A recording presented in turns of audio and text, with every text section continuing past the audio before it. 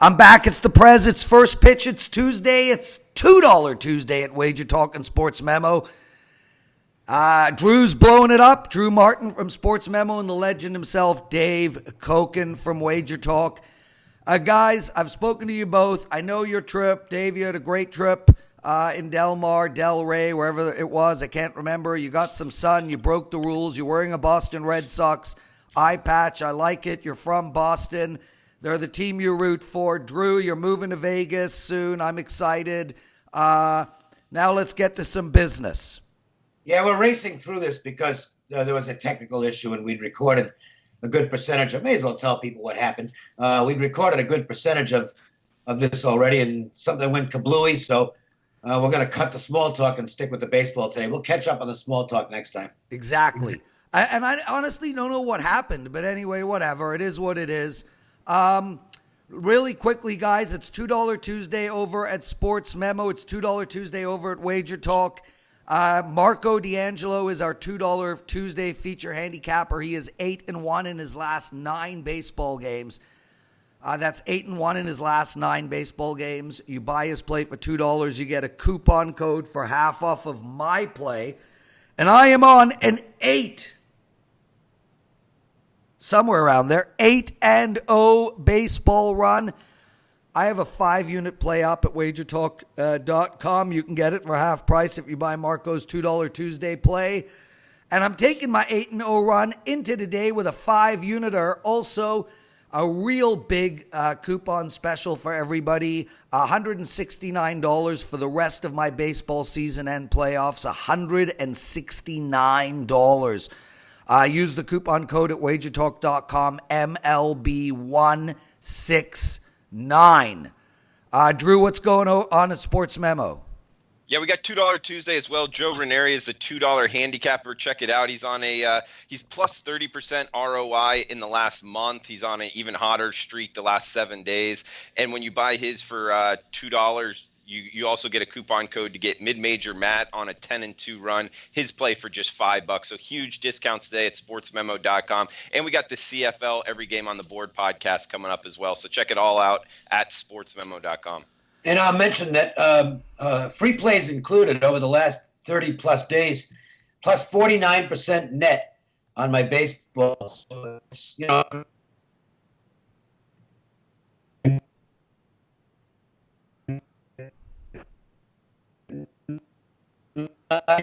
a nice with some more winners. He's Dave Cokin. Well, I've been here since 1981. Dave, your runs in baseball are old hat, brother. Yes, they are. And Drew, what I was saying to Drew was he had asked me how long I'd been in Vegas, and so I was telling him.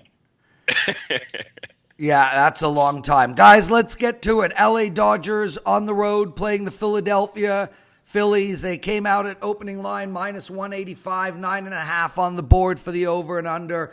The line's pretty much held steady. It's moved slightly. Dodgers are rolling like usual. What else is new with the LA Dodgers? They lost 4 in a row, 3 to San Diego and 1 to Boston, and then they came back and won their next 3 with a massive 16-2 beatdown of Philadelphia. Buehler versus Velasquez. Buehler is just such a rock. Dave, where are you going here? Well, look, Velasquez has been a big money burner for the Phillies. I mean, this is like 3 years now, 21-34 when he starts. He's just not very good. He'll have the occasional brilliant outing where he's got his location, and then that fastball of his can really be tough to hit, but it just doesn't happen often enough. I'm with most people who believe he's a bullpen piece, and that's where they should just leave him. And what can you say about Buehler? He's one of the best pitchers in baseball. Big price, but I would only be interested in the Dodgers. Drew, before you get into it, what is the $2 Tuesday again over at Sports Memo? Joe Ranieri. Joe Ranieri, yes, his top play. He's on a 30% ROI run over the last month, and his top play is just $2. And when you buy it, you get a coupon code for mid-major Matt on a 10-2 run. In MLB, really hot. You can get his play for $5. So the $2 play is Joe Ranieri, and with the Dodgers, Philly, just real quick, Walker Buehler on the hill with the Dodgers lineup. Not only is it the best name in baseball, in my opinion. He deserves this price, minus 180. It's just a matter if you want to lay minus 180. In my opinion, it is a little pricey, but if you made me bet it, I would be on the Dodgers, Prez. Yeah, I mean, me too, brother. It's the only way to go in this game. Yamamoto versus Allen. Miami hosting San Diego tonight. Line came out at San Diego minus 135. It's been bet down to 121, and I understand why, Dave. Bottom line for me is I think Miami is a super live dog right here. I mean, obviously they're not a big dog, but I can't bet San Diego, and I think Yamamoto, 3-0, 0.9 whip, 1.24 ERA. I like this kid. He's pitching really good ball. I mean, it's not a fluke. His game scores are impressive, really impressive. They've won 4 of his 5 starts.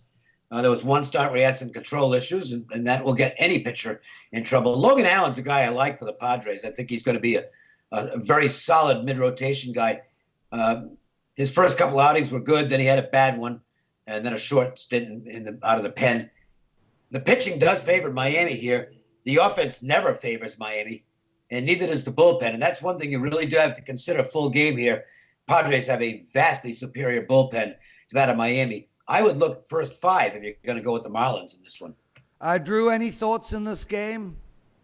Yeah, 2 young pitchers on the hill, just 22 years old for Allen, 23 years old for Yamamoto. Allen, it's only his 5th appearance, and it's just kind of a volatile guy when you look at his game logs. Not necessarily one of the better pitchers. The problem is the Marlins just don't hit lefties at all. Number 30 in MLB versus lefties, 74 weighted runs created plus number. Really, they don't hit anybody. When Anderson isn't hitting, which he's not right now, the Marlins lineup just doesn't have a lot of power, doesn't have a lot of things that I want to be betting on.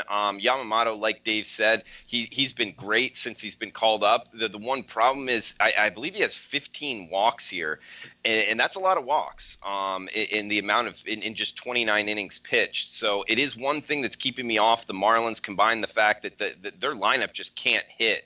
So I don't know. I did look to get with the Pods because of his walks, except the Padres, their walk rate is 7.8%. So that's not very. They don't see a lot of pitches. So it's not a lineup I think can take advantage of it. So kind of fade on both teams. So I just passed.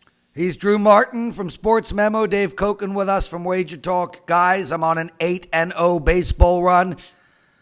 Use my promo code, please, MLB 169. You can get my entire season and playoffs for $169. WagerTalk.com, MLB 169. Dave, the NL Central is an entire division. Cubs 2 games back on St. Louis, 5.5 games back on the bottom feeder Cincinnati Reds, who have obviously been playing really good ball the last couple of months. This is a big series for Cincinnati. They lost their first game. Cincinnati won 6-3. Yeah. And they could get within 4.5 tonight if they could win this one again. The Cubs are minus 133 to 128, an over and under of 10. And I'll start here. Tell us about Alec Mills. There's not a lot to tell with Mills. He's had a couple of cups of coffee before. He doesn't impress me particularly as anything more than just a plug-in guy. But that's what the Cubs are looking for here.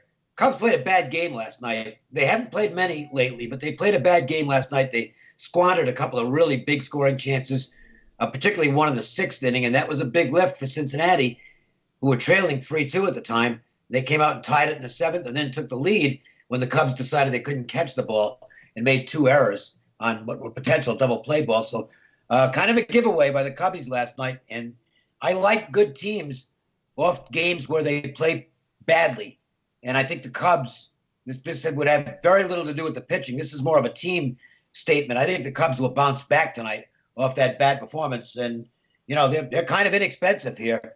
I know DeSclafani's been okay lately for the Reds, but he's still not a guy I really trust against this Cubs lineup. I would look at the Cubbies in this one. Drew? I would look towards the Cubs as well. Like, it's just not a game that I've bet as of now, just because DeSclafani the last 2 times out has been pretty good, and the fact that the Reds, the run differential is just under 40 towards the positive. So I know that they're not at the top of the division, but they do got guys that are playing hard, kind of hard mentality guys. So I'm not really looking to bet against them as well in the future. Actually looking to bet more on them, but at this price, I just don't think you're getting enough plus price going against the Cubs lineup. One quick note, by the way, Lorenzen probably unavailable for the Reds tonight. Threw a lot of pitches last night. Iglesias worked, I think it was a 5-out save for the Reds last night. So the late innings here, this could be one of those games where if the Cubs are down a run late, you might want to jump in and take a look at a live bet. Even if they're down 2 runs, you might get a price with the Cubbies. Dave, Atlanta at Milwaukee. Atlanta 7.5 games up on Washington. Milwaukee, we're going back to that juicy NL Central. 2.5 back on the Cubs. This should be a fun game to watch. Milwaukee minus 168 was the opening line. They've been bet up to 174, 178. The over and under in this game is 9.5. And, Atlanta, they've went under their last 2 games, 4 of their last 5 games. They beat Milwaukee last night 4-2. They've been getting some outstanding pitching of late. It's Wilson versus Woodruff. I'm passing. Where are you going in this one? Yeah, I'm going to pass as well because Woodruff is the one guy in the Brewers rotation that you don't want to go against. They just win when he's on the 14-4. His record this year, 17-5, going back to last year. So they're really good when he pitches, but they need some help right now because the Brewers are doing nothing well, and the Braves are just sizzling right now. I mean, this team's on fire. They're starting to run away with the NL East. Bryce Wilson, off his first really good start as a major leaguer, and he's got a lot of potential. There's no chance I could lay a price this big with the Brewers right now, but Woodruff is the guy I don't want to go against. Drew, any thoughts?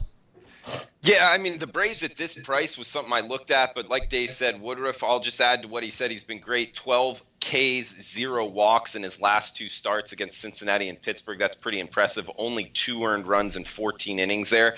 One thing that I have noticed coming out of the All-Star break, I kind of like to redo my bullpen numbers.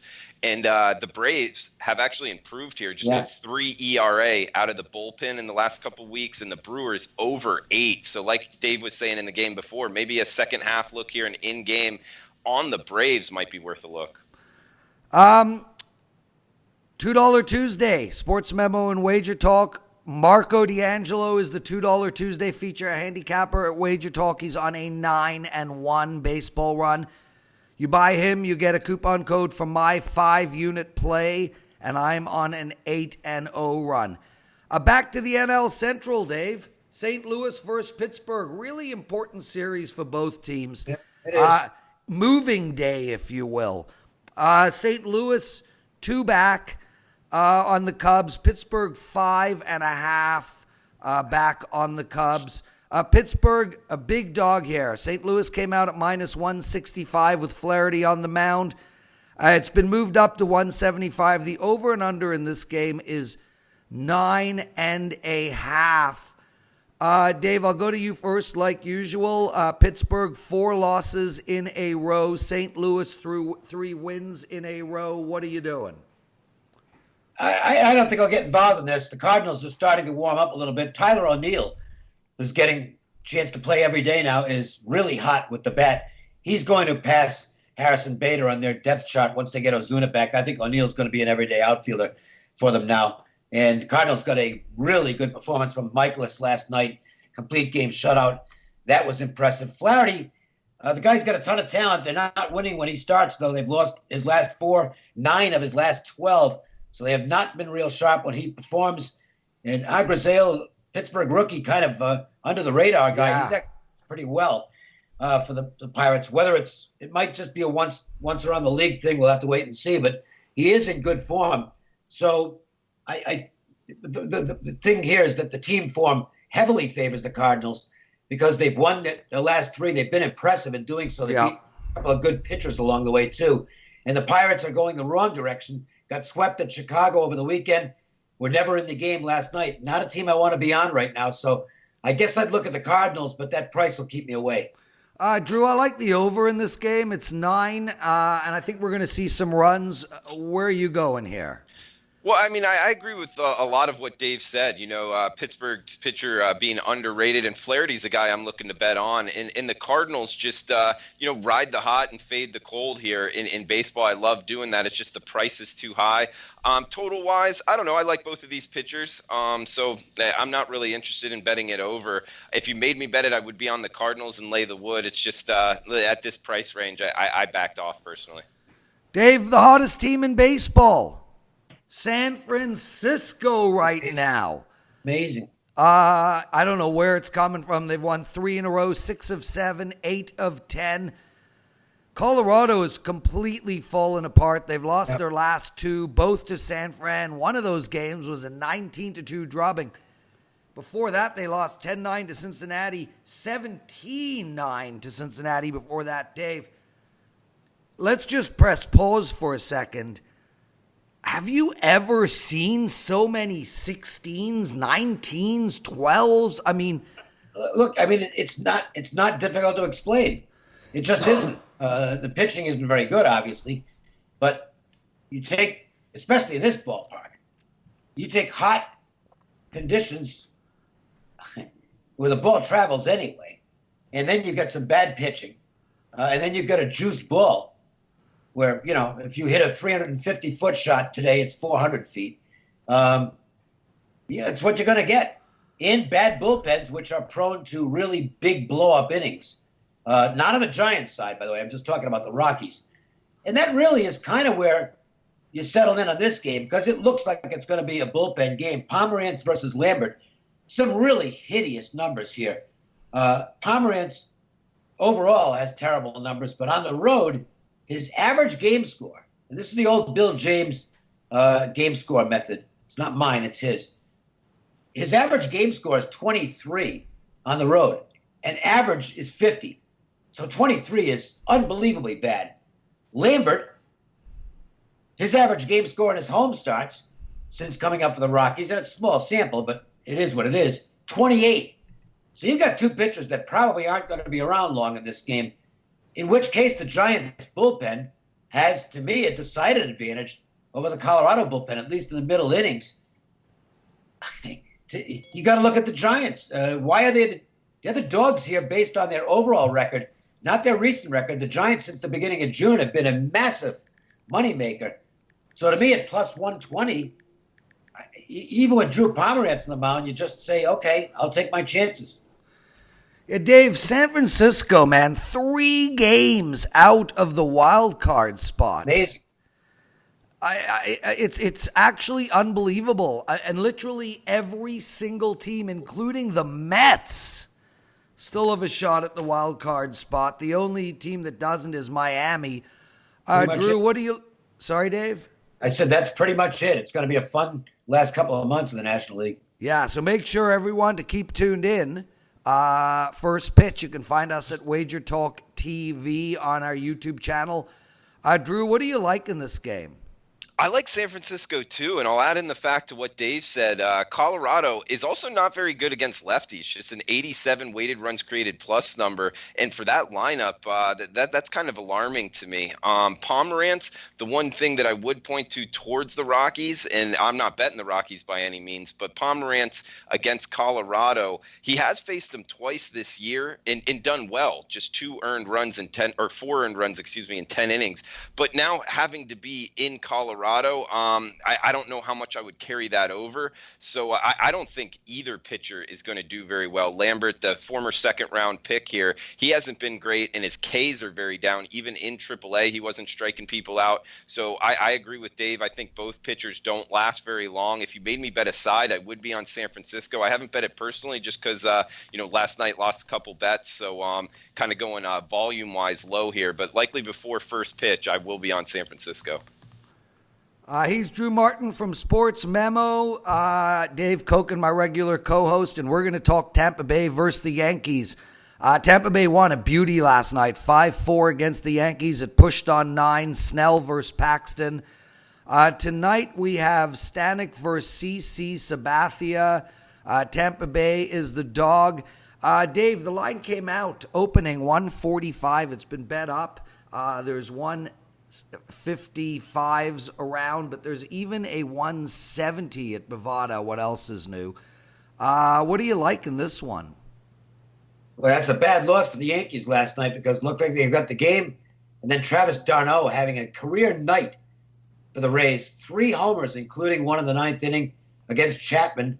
Chapman's had a couple of missteps lately for the Yankees. He cost me a game a couple weeks ago. Well, they actually won that game in extra innings, but he blew the save. This will be a bullpen show for Tampa. Stanek's opening, and they'll have a few guys in back him. CC's been good at home.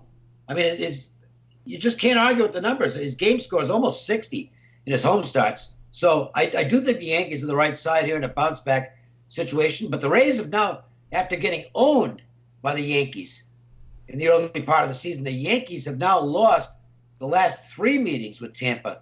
So the Rays no longer have that mental obstacle that they've suffered against the Yankees where they're almost psyched out before the game starts. Now they're getting some confidence against this team.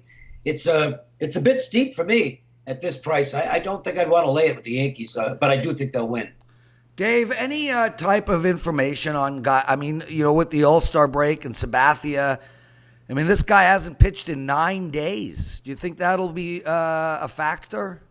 Not for him. The guy's been around since the dawn of time. He knows how to do what he's got to do between starts to get ready. Drew, any thoughts on this game? Sorry, a pitcher less experienced guy might have more of an impact with several days off, but I don't think it impacts CC at all. Drew? Yeah, if anything, I think it actually helps them. And the Rays are pretty much average against lefties. I just think this price is a little too heavy here, up over minus 150. I would look to be on the Yankees, but just a little too pricey for me, so I laid off. Toronto Blue Jays. Wow, this team is just so bad. 35-60 on the season. They're down 18 units of money for their customers. Dave, the Boston Red Sox 51-43, and they're down 16 units for their customers. Toronto, they just lost 10-8 to Boston. This team has won 3 of their last 7. Boston has won 6 of 8, 7 of 10. I mean, to me, it's like I just take the over blind. I know it's 11, but that's where I'm going. Boston came out at minus 210. They've been bet down to about minus 188. What do you like? So here's maybe the most interesting stat of the year on Andrew Kastner. Now, the Orioles, putting on the Boston uniform after pitching for Baltimore, Andrew Kastner's got to be really excited. The Orioles in Kastner's starts this year were 11-6, which is absolutely amazing when you consider how bad Baltimore is. In the non-Kastner starts on the season, the Orioles are 17-58. It's extraordinary. So Andrew Kastner has been a really good pitcher this year. I know you hear Andrew Kastner, it's like, nah, but he's had a heck of a year. And, there's several plus things on Kastner. His hard hit rate, hard hit balls are 95% or higher. And the average these days is about 40, which the juiced ball. I mean, so he's at 37 on hard hit percentage this year, which is actually really good by 2019 standards. You got to think Castro's really thrilled to suddenly be pitching in meaningful games for the Red Sox. Wagyu Speck, this will be his first start. He's had a couple of bullpen appearances. Doesn't look like a guy that has, let's just say that I don't think the Blue Jays are banking on him to be one of their rebuilding cogs. The Red Sox should win this game. There's no question about that. I might look to parlay the Red Sox with another team in a big chalk kind of parlay. Drew, any thoughts?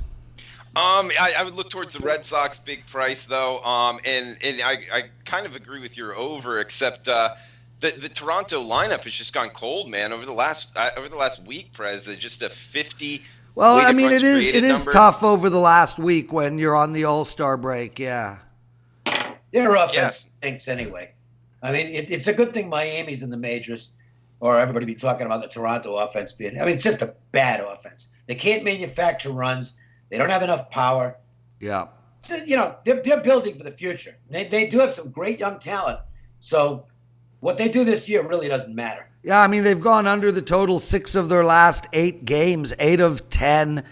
I mean, Jesus, an 8 last night. Before that, a 2-2, 0-6, 1-1. It really seems like they can't find that average 4, 3, 4, 5 runs a game. It's either 8 or 1. I'm still on the over in this one, Drew. Really quick, where are you going here? I pass just because of the Toronto lineup being so cold of late, and the price is just a little bit too high on Boston. Cleveland hosting Detroit. Plesac versus Carpenter. Line came out at minus 235. It's been bet up, Dave. There's a minus 250 on the board, but it's pretty stable at around minus 242. We have an over and under in this game of 10.5. Cleveland is in an interesting position right now. They are 6 games behind Minnesota. They are holding on to the final. They're one game behind Oakland in the final wild card spot. They're going to have to make some decisions soon, especially with Bauer. This team pretty much needs to win or dump. Where are you going? Well, right now they're playing good ball. I know they lost the first 2 to Minnesota, but got the Sunday game and then won last night. And this is a key stretch for the Indians because they've got Detroit in town and then Kansas City comes to town. So the Indians have a chance. This next week or so is going to determine whether they stand pat at the deadline. The Indians never buy. Whether they stand pat at the deadline or sell. I think they'll be standing pat because I think they're going to be in it.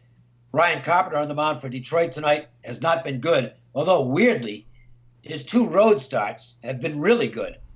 I don't know why, because he doesn't have much stuff. Zach Plesac's been more good than bad for the Indians. It's a game Cleveland should win. You'll have to pay a big penalty to do so in terms of the price. Premium number here, $245. If you want to take a long shot, not a long shot, but a big favorite parlay, you might put the Indians and the Red Sox together. They both should win tonight. He's Dave Cokin. I'm the Prez. You're watching First Pitch. You can find us every day, Monday to Friday, at our YouTube channel, Wager Talk TV. And, of course, Drew Martin from Sports Memo with us. Drew, any thoughts on this Cleveland-Detroit game? Yeah, I would agree with Dave in the sense that they should win, but still at minus 245, I actually think it's too pricey here. Plesac with 6 walks in his last 2 appearances. It was just over about 6 innings there. That young guys with control issues, I tend to stay away from. So especially laying more than $2 with them, I'm not interested in that at all. So I'd be fading the Indians or pass. Dave, is this the spot? Is this the second team in the parlay? Yeah, he could make a case for that. What was the first one again? Well, the Red Sox. There's some big favorites today that look good. Right. I mean, you could put the Yankees in there as well. It does look like kind of a chalky day. That it does. Kansas City hosting the White Sox tonight. Chicago came out at minus 118. It's holding pretty steady. The over and under is 10.5. Cease versus Sparkman tonight. And look, the White Sox, 6 games below 500. Kansas City, way worse. I like the White Sox in this spot, Dave. I don't really like the White Sox right now. They're not playing good ball. 4 in a row they've lost. What? They've lost 4 in a row, and they're playing to the under every game. Well, they're not hitting a lot right now, and their pitching is a suspect. Cease is a good prospect, though. Really good prospect. Not bad in his first starts. He had some control issues, but threw the ball pretty well. Sparkman has been a Dr. Jekyll and Mr. Hyde. He's been unbelievably bad on the road. But at home, boy, he's been really good at home. I mean, his game scores at home for the season are outstanding. Now, one thing to bear in mind here for the Royals is they traded Martin Maldonado yesterday to the Cubs. Contreras hurt for the Cubs. He's on the injured list. And the Cubs did not wait around and went immediately to the trade market and dealt Montgomery to the Royals. And I'll just mention this to the Cubs once again, going back to that game for a moment.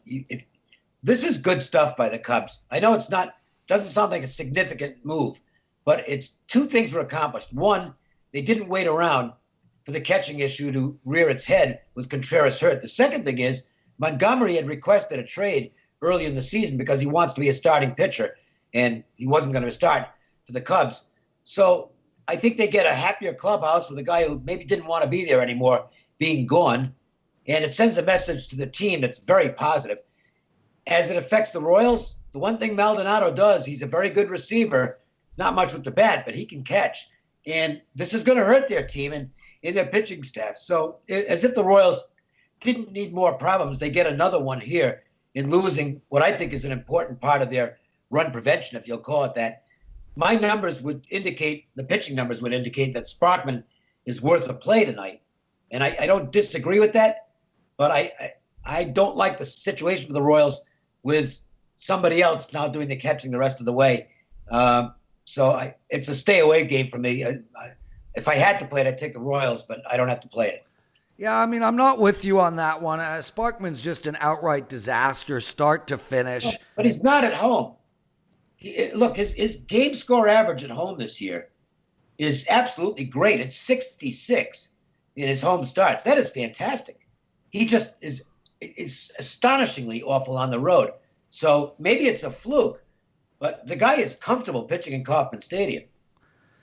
Okay, fair enough. I also like the under in this game. As we spoke about and you mentioned, the White Sox are struggling to hit. Last few games, 2-2, 2-1, 3-3. Drew, where are you going in this one? I'm not interested in betting on the White Sox right now. I just don't think they're playing good baseball at all. And to Dave's point, Maldonado being traded and losing what your catcher in terms of run prevention, I think that could be a finding change, as both of you guys know. Great way to win in sports betting. We might find it here with the Royals.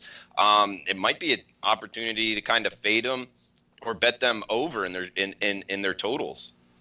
He's Drew Martin. I'm the Prez. Dave Cokin with us. Drew, what's going on at Sports Memo for the $2 Tuesday? $2 Tuesday. Joe Ranieri's top play for just $2. He's on a really hot run. And, a couple guys are doing really well in MLB at Sports Memo. So we got the full season discounted as well. But for today on Tuesday, you can get his top play for just $2. You can get my entire baseball season right through to the World Series for $169. Head over to wagertalk.com. Use the promo code MLB169. And I'm on an 8-0 run. Talking about super hot, Dave Cokin, the Oakland Athletics matching San Fran game for game. They've won 4 in a row, 6 of 7, 8 of 10.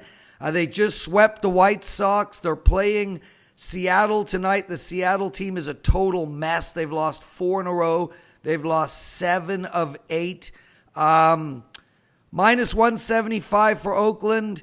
It's been bet down slightly. It's around minus 165 with an over and under of 9.5. I am not stepping in the way of the A's. No, neither am I. But this is the one game where I would be very reluctant to lay the price with the A's because the Mariners send, I guess, ostensibly their ace to the mound in Marco Gonzalez, who's been pretty good. He's got some decent numbers, 37% hard hit rate in the season, so they're not clobbering him. His game scores are a little above average, not spectacular by any means, but pretty good. And Gonzalez is the one guy who I think they kind of feel like they've got a chance to win when he's on the mound. Mengden he's been okay for Oakland, but he's still not a guy that I would ever be comfortable laying $1.70 with. So I think from a value standpoint, if you just we haven't talked much value in this segment, but from a value standpoint, you can make a case for the Mariners. The downside is it's the Mariners, and they're 39-58, which means they're 26, 26-56 since the 13-2 start. So to me, you need more of a price if you want to back the Mariners.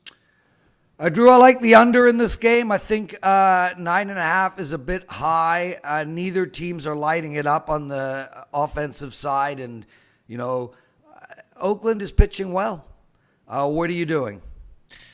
Dave brings up the good stats, and in 26-56, man, that's one of the better stats out there in MLB, as well as the earlier stat you pointed out, Dave. Mangden, great, one of the best mustaches, probably the best mustache he's to have in the MLB, but still, I don't think he commands the -165 price here, so I passed on this game as well.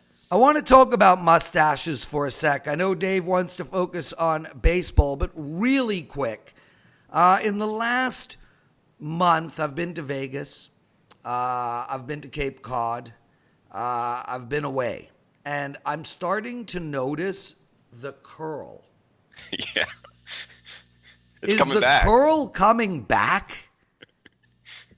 Are you talking Raleigh fingers curls? Yeah. This like... Whoa.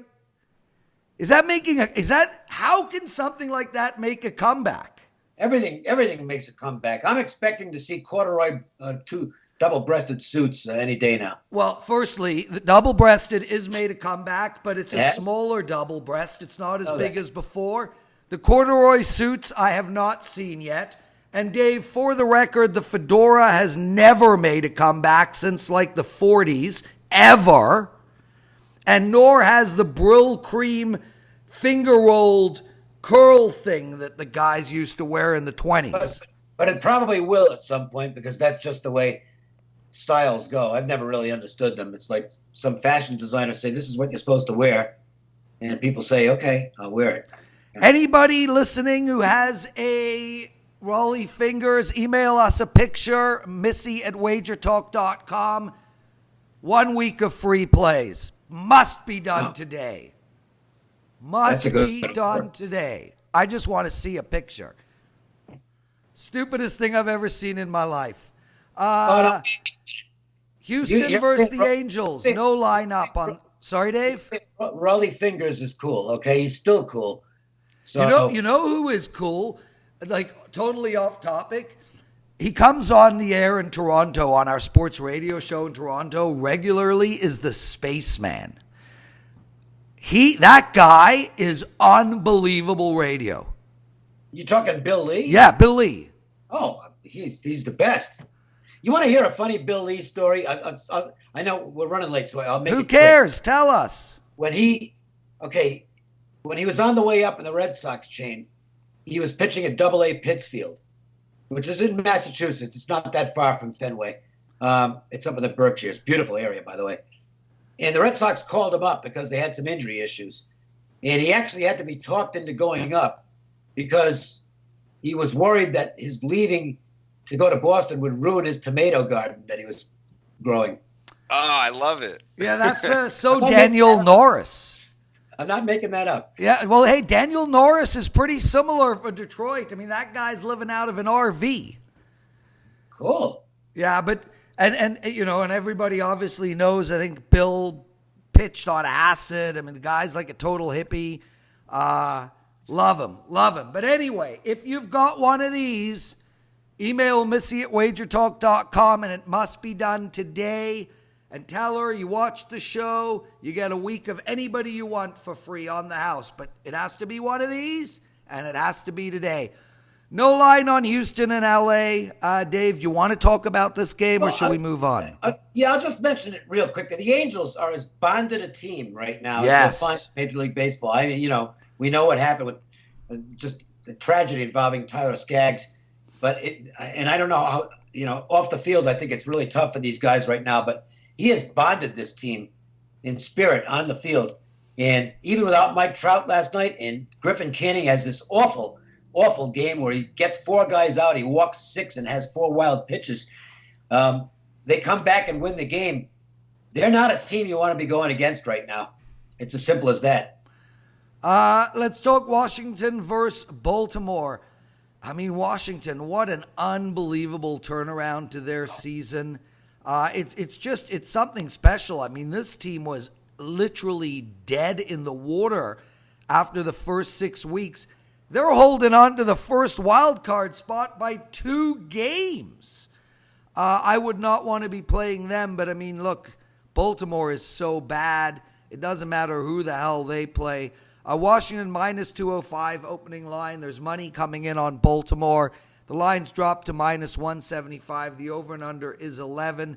No chance I'm taking Baltimore under any circumstances. You know, Washington just lost to Philly 4-3, but other than that, 4 out of 5, 8 out of 10, and Baltimore probably lost the last 700 games in a row. Dave? Yeah, the one thing here that I'll mention is that for what it's worth, the Orioles will treat the series importantly because it's kind of their rivalry series, Beltway series with the Nationals. And the Nationals coming in hot, the Orioles should be excited about it, but they're just so bad. Voth versus Wojciechowski, very small sample stuff, and I don't think it's worth much, but for what it is worth, Austin Voth for the Nationals, in his very limited Major League sample, has a 23.8% hard hit rate, which means nobody's making much good contact off him. I think the numbers come down a little bit because of the fact that bettors are looking at this as a series the Orioles would love to. If they can win a couple against the Nationals, it would be like, hold a parade in Baltimore, but not with my money. There's no way I'm going against the Nationals right now.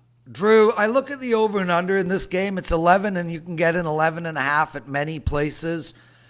I say to myself, if this game goes over 11.5, Washington is going to need to put up 7. They haven't put up 7 in a while. I think the play on this one is the under.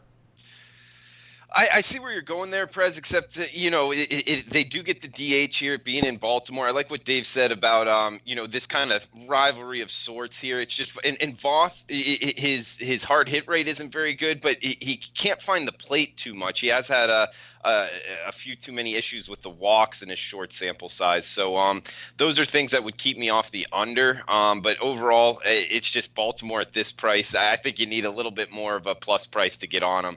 And, Washington, one of arguably the hottest team in MLB.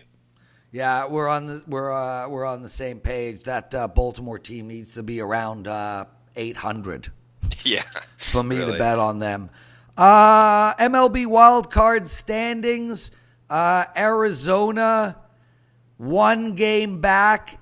American League, Texas 3 games back. They're playing against each other today. The game's in Texas. Minus 160 was the opening line. It's held firm. The over and under in this game is 10. Dave, I'll go to you first. Arizona's lost 2 in a row to St. Louis, but they have won 4 of their last 6. Texas, they're not doing very well right now. They've only won 4 of their last 10 games. It's Young versus Lynn. And Young has pitched well of late, period. That's for sure. Where are you going in this one? Alex Young's an interesting guy because this is a guy who was a very high pick a few years ago and kind of stalled out and hadn't progressed like his teams wanted him to. But the light has gone on for him, and he's been terrific since he got called up. But he is going against a guy who is absolutely on fire in Lance Lynn. Lynn is pitching great ball for the Rangers. He's got 11 straight starts using the Bill James game score scale. He's got 11 straight starts at 55 or better. And that is spectacular. This is definitely not a guy I want to go against right now. He's not giving up much hard contact. He's been a rock. He goes deep into games, which is a good thing so the Texas bullpen doesn't have to get involved. There's no way I go against Lance Lynn at this point. But there's not really much of a way for me to go against Alex Young, who's just on this hot little run. I don't think it's going to continue, but for the time being, Alex Young is I guess you could make the argument here, and the bettors are doing so, by the way. Open 10.5, down to 10. It's chancy to play full game unders, but you can make an argument that that's the logical process here with 2 pitchers in very good form on the mound. Yeah, I'm not buying the line move to the under. I mean, I get it, and everyone's super excited about Alex Young. But the bottom line is they're playing in Texas. It's going to be humid. Texas puts up runs against pretty much any pitcher in baseball. Lance Lynn is going to let a few runs in. I think 10 is the right number here. If I were to bet this game, which I'm not, I would take over the total. I think it's going to be 10 minimum. Drew? I'm not interested in betting an under in Arlington with it warming up here. So that's the thing keeping me off of that. And like Dave said with Lance Lynn, he's been really lights out for quite some time. And in his last 3 starts, he's 26 strikeouts, only 3 walks. That's a heck of a K to walk ratio. So he's a bet on only guy for me. It's just a matter if you want to lay minus 160. Again, I know I've said it a couple times here. This card, for whatever reason, it is chalky, and it's a little too chalky for me on the teams I like. So I passed. I do have a play on the next game, though. Well, let's go straight to it. And obviously I go to Dave first, like always. The Mets, Minnesota.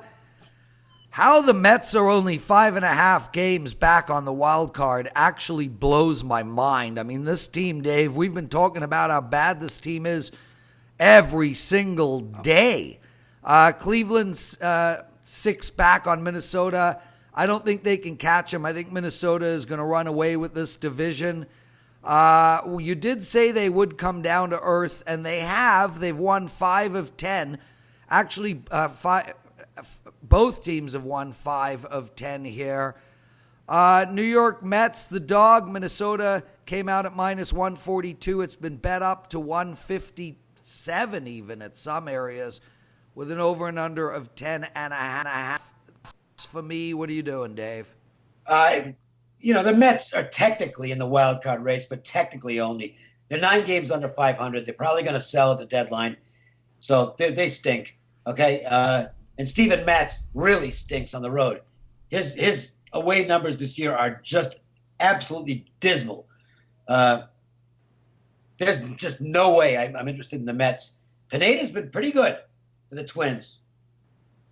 Not sensational, but particularly good at home.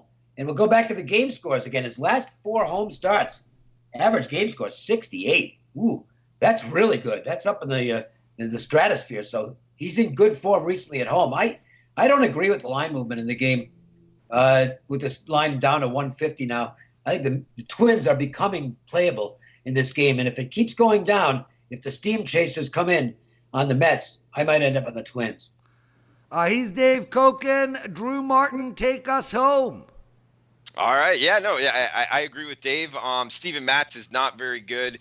And, off of the extended rest here, I wouldn't expect a very good start for him. Back before he, headed to the bullpen, his starts weren't very good before the All-Star break. Pineda, like Dave just said, he's been great of in each of his last 2 starts, 4 of his last 5. Minnesota, highest K to walk rate from their bullpen in the last week. Talked about, from the All-Star break, I like to redo the bullpens here. So and add that to the Mets bullpen.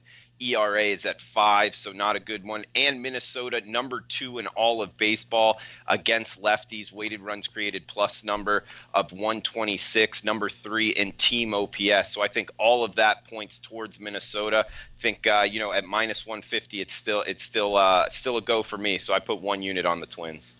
Drew Martin from Sports Memo, Dave Cokin from Wager Talk. I'm the Prez. That is the show. Tomorrow it's Dave and myself with Dwayne Bryant. Super excited for that show. My favorite show of all is on Thursday, though, because it is moving day and it's shorter. Dave, thanks. Drew, thanks.